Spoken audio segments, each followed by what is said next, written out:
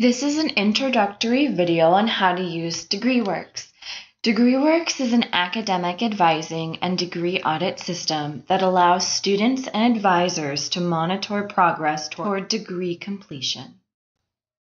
To use DegreeWorks, you'll start by logging into your plus.hope.edu account, then click Secure Area, then enter your ID number and your PIN.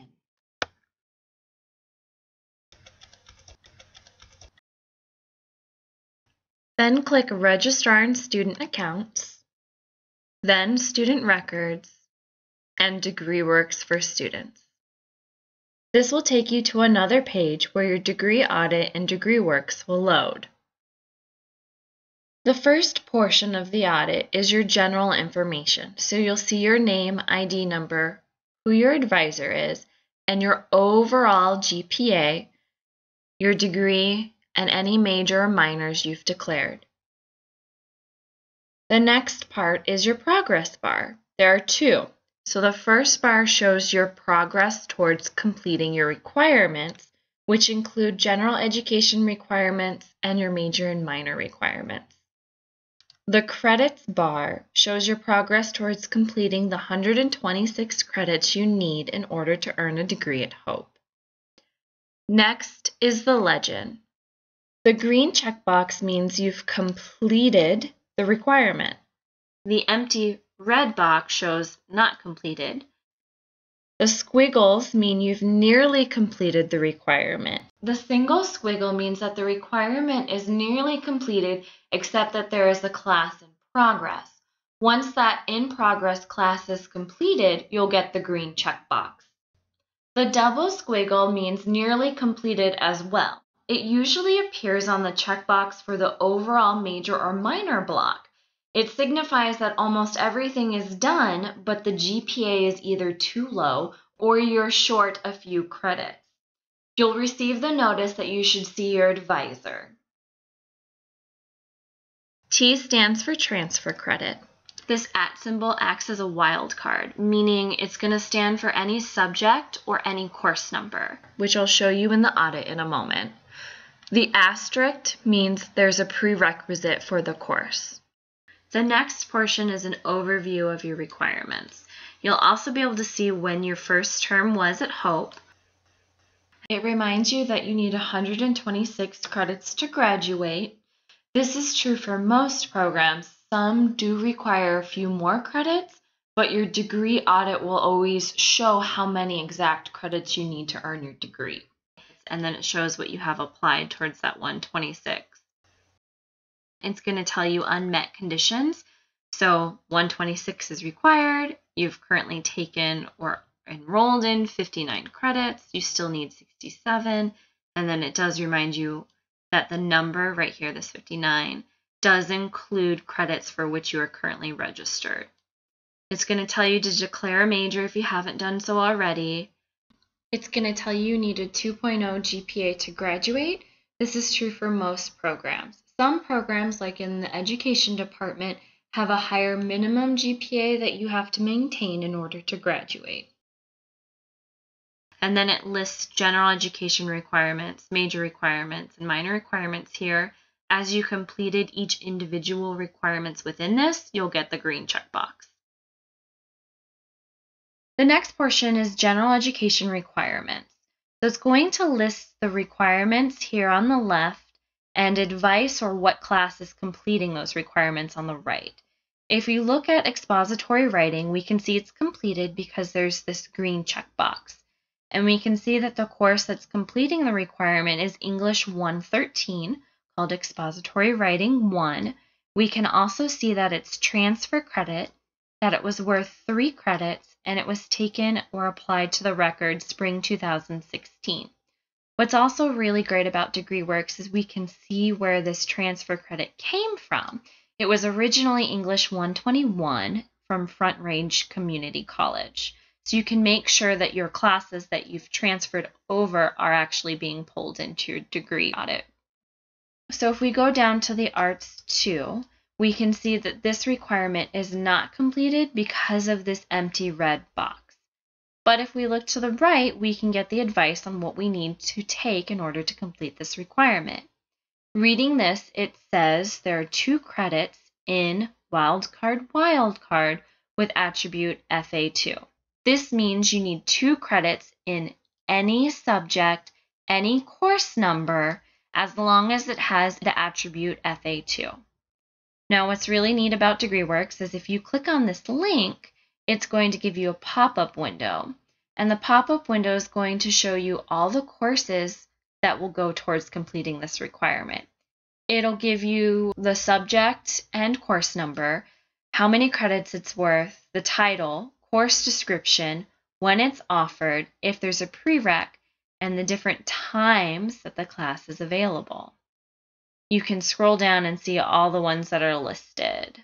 This will help a lot when planning your future schedules. Going back to the audit, the next section is cultural heritage. And the advice for cultural heritage is dynamic, meaning that as you register for your first class, DegreeWorks will recognize the course you're taking and adjust its advice. The advice will be specific unto you and tell you what you need next to complete the requirement. So starting off, it's going to say that there's 1 class in wildcard with attribute CH1 and 1 class in wildcard with attribute CH2. If we read what the overall requirement is, it says you need to have 1 CH1 course and 1 CH2 course. Between those 2 courses, though, you have to cover 3 different disciplines. You have to cover history, literature, and philosophy. So I've pulled up another student who has taken a cultural heritage course. If we look at the audit, we can see that for CH1, IDS 173 was taken. Looking at the title, we can see that this course covers literature and history, but it doesn't cover that 3rd discipline, philosophy. So the advice down here for CH2 has changed.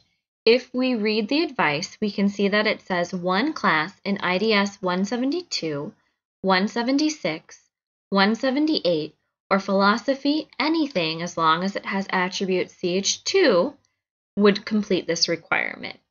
Each course is clickable, so if we were to click one of these, we would get that same pop-up window I showed you before. But let's continue on to other general education requirements. The next requirement is math and natural science. So if we look here, we can see this is the overall requirement, but there are sub-requirements to this, and we can tell that they're sub-requirements because these are indented. Once you have 3 checkboxes here, the overall requirement will be checked here, and you'll know you've completed it. This first line just gives general information about the requirement. Basically, it says you need 1 math class, 1 natural science with a lab course, and then additional credits to reach an overall 10 credits for this requirement. If we go down and look at the individual sub-requirements, we can see mathematics is listed here. It says 1 class in anything with an attribute of MA1 or MA2, and you can click these to pull up that pop-up, which will list all the courses that would go towards completing this requirement. And then natural science with a lab is next, and it says 4 credits in anything, as long as there's an NSL attribute. Then it lists additional math or science classes to reach the 10 credits. Right here, we'll pull in any courses after you've taken these 2 to add up to those 10 credits. If you look at the advice, it's saying to take 2 to 4 credits, and it says 2 to 4 because some math classes are only worth 2 credits, so then it would say 4 credits for you after you've registered for that. But it's saying 2 to 4 credits in biology anything, chemistry anything, computer science anything, engineering anything, and so forth. But they're all clickable, so if we click on it, we can see what classes are offered that would go towards meeting this requirement. So going back to the degree audit, we can see an almost complete squiggle by social science. It's almost complete because the student is registered for Econ 211. You can see that registered right there, but hasn't earned a grade yet. So once a grade is posted and this class is completed, then this squiggle will change to a green checkbox. The next sections we're going to look at are at the bottom of the degree audit. These sections will only appear if you have classes that fall under each category. But we'll start with the first section, electives. Classes listed here are electives, meaning they don't fulfill any general education requirements or any major or minor requirements, but they're still counting towards your overall 126. We can see that the credits are counting because it says credits applied, and then it lists the number of credits applied here. The next section is insufficient, right here. Classes that appear under here are courses that you either withdrew from, failed, or are the first attempt of a repeated course. This class specifically is a failed attempt and a repeated course. We can see it's repeated because it has this E next to it, meaning it's excluded. If it were only failed, it would still pull under here, and if it were just the first attempt of a repeated course, it would still pull here. At Hope, if you repeat a course, only the most recent course and grade will count towards your degree, regardless of the grade you earn. The first attempt is still always on your record, but it's going to be excluded from your GPA. So the classes listed in insufficient do not go towards completing any requirements or towards your overall 126. And we can see that right here because it doesn't have any credits listed being applied. The next section is the in progress section. This is just a listing of the courses that the student is currently registered for, and we can see that here. The next section is exceptions. So any substitution or waivers that were approved will show up here, and it'll give a short description of what's going on with each waiver and when it was applied. We've been looking at the audits in the student view format, but there are two other audits that we can view. The graduation checklist is what we'll select now and click View. This will load an audit similar to the first one. It still shows what the student needs to complete and what they've completed so far, but there's no advice on the right-hand side. So this can just be used as a quick reference point. The next view is the registration checklist. We'll click that and then View. This will load an audit that specifically only shows what the student still needs to complete. It still has clickable items so we can get that pop-up schedule, but this is a great resource for the student to use when planning their future semester. DegreeWorks also has a what if function. So if we click this right here, it'll load a what if page where we can select a new major or minor and see what we would still need to complete if we declared something new. It'll also show you what requirements you do have completed with what you've already taken at Hope. First, you'll need to choose your first term at Hope. This is very important because your requirements to graduate are based upon the catalog of the first term you attended at Hope. So you can click the drop down and select one of these. This degree pick list drives this major pick list, meaning that if we have a Bachelor of Arts, only the majors associated with a Bachelor of Arts would show here. If we have a Bachelor of Music, only the majors associated with a Bachelor of Music would show here. This minor list will not change based upon the degree pick list because it's a minor, not a major, and isn't determined by the degree you can earn. So let's go back to a Bachelor of Arts and choose a major. We're going to choose computer science first, and then we'll choose German. Now let's choose a minor. Let's do Art Studio. We'll see that all of these chosen areas of study will populate here just under chosen areas of study. If we've chosen too many things, we can simply click on it and then click this remove button here and it'll disappear from the list. Then we'll go up to the top here and click process what if.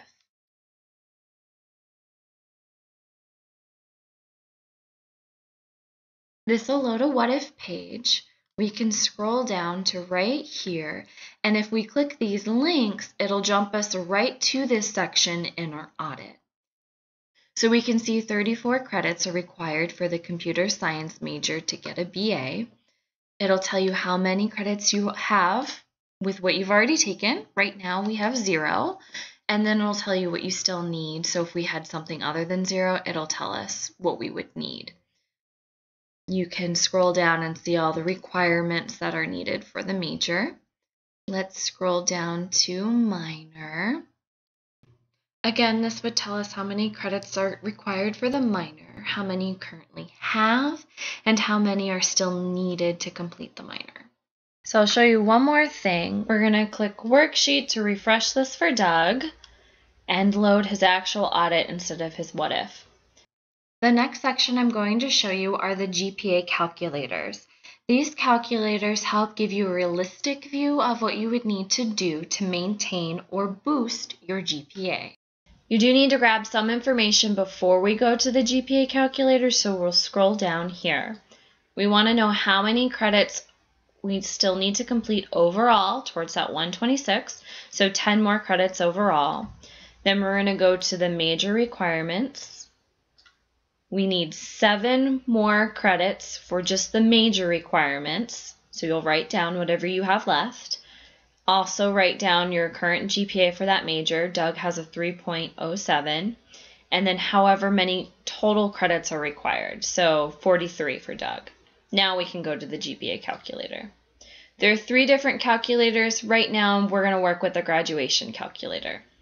So it automatically pulls in your current GPA, and we have to populate the other fields. So we'll enter 10 remaining credits, however many credits are required, so the 126, and then our desired GPA. So let's try a 3.5.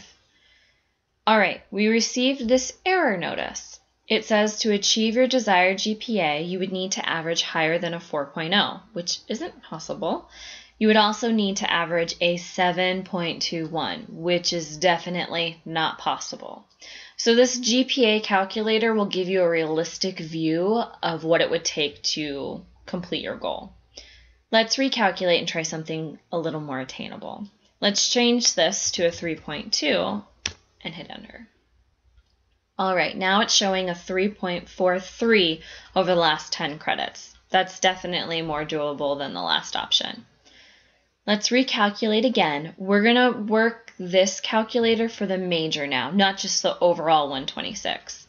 So Doug's GPA was a 3.07. He had 7 credits left, and it was 43 total required for that major. Let's change this to a 3.15 and hit calculate. All right, Doug would need a 3.56 over the last 7 credits to boost his major GPA. Now let's go to the term calculator. So we click term calculator, and this is what pops up. So say you're registered for 4 classes, each of them 4 credits. So we'll enter 4 credits here, 4 credits here, 4, and 4. Sometimes it'll automatically show what you're registered for, so you won't have to do this always.